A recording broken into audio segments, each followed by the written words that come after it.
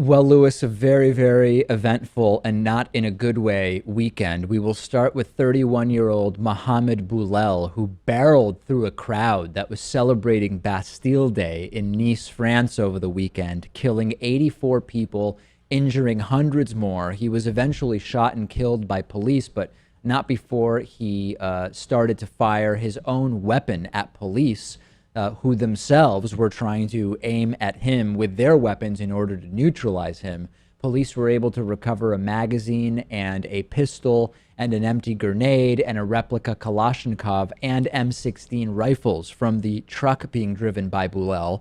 The Amaq news agency, said to be connected to the Islamic State of Iraq and the Levant, known as ISIL, claimed that the attack was a response to ISIL's call for Muslims to kill citizens of coalition countries. This incident is being described as the third major terrorist attack in France since January of 2015.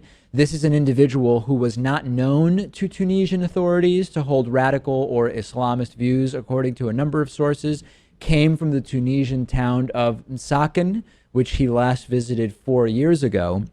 Something a little bit different in the profile of Bouhlel is that he was married with 3 children, not a loner with no family, as is often sort of the profile of these individuals.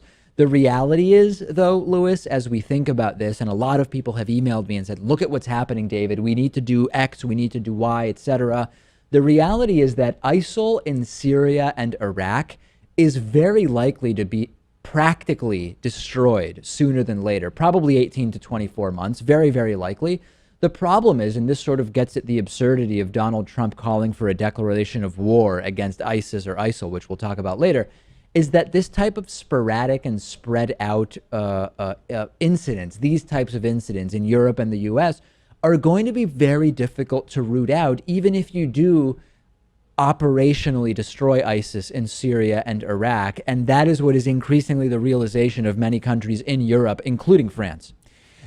People don't need ISIS to be radicalized. I mean, there are plenty, there have for a long time have been plenty of ways for people to become radicalized without the media savvy of a group like ISIS. We know that straight up preventing radicalization is very difficult. It's incredibly difficult, yeah. I mean, how do you stop someone from finding websites, forums, discussion boards, whatever? Well, ideally, you stop the impetus that makes them even seek that out. But how? I don't know. Yeah. How do you do that? When you think about this, I mean, you live in the United States.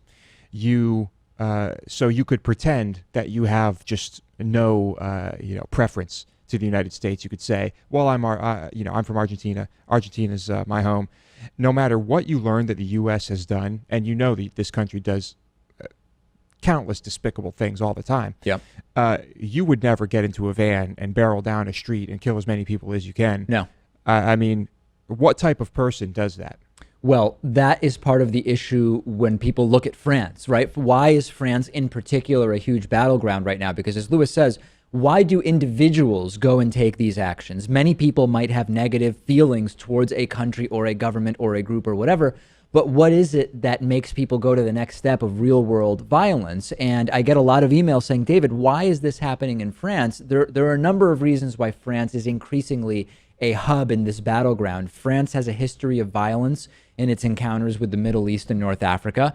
Although most Muslims in France are integrated into society, there are still plenty in France's Muslim community that have experienced discrimination and exclusion from French society. France's prisons have become recruiting and breeding grounds for extremists. And as we've talked about, the French radical right is growing in influence, and we know that a lot of their rhetoric stokes tensions through their anti-immigrant, anti-Muslim rhetoric. And then, of course, you have the undeniably successful recruiting apparatus of the self-proclaimed Islamic State. And that has led to an estimated 1,800 people who have actually left France to join ISIL and other militant groups.